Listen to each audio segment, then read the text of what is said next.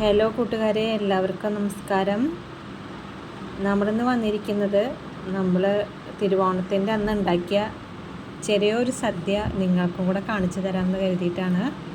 അപ്പം നമ്മൾ വീട്ടിൽ തന്നെ ഒരുക്കിയിട്ടുള്ള വിഭവങ്ങളായിരുന്നു.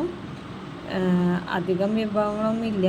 നമ്മൾ കുറച്ച് നമ്മളെ കൊണ്ട് പറ്റുന്ന കുറച്ച് വിഭവങ്ങളും ഒരു പായസമൊക്കെയാണ് ചെയ്തിരിക്കുന്നത്. അപ്പോൾ നിങ്ങൾക്ക് ഓരോന്ന് കാണിച്ചു തരാം.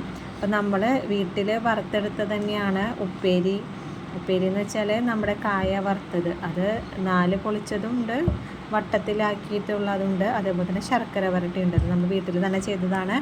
പിന്നെ നമ്മൾ വടുകപ്പുളി അച്ചാറുണ്ടാക്കി, അത് വിളമ്പി. പിന്നെ പുളിഞ്ചി, പിന്നെ കാളൻ, അവിയലുണ്ടായിരുന്നു. പിന്നെ പച്ചപ്പയർ നമ്മൾ മെഴുക്ക് പുരട്ടി വെച്ചതുണ്ട്.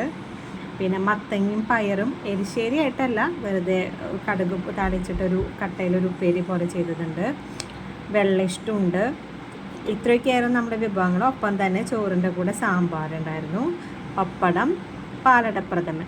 ഇത്രയും വിഭവങ്ങളാണ് നമ്മൾ ഉണ്ടാക്കിയത്. അപ്പം നമ്മൾ 4 പേരും കൂടെ ഇരുന്ന് കഴിച്ചു. നല്ല സ്വാദിഷ്ടമായിരുന്നു.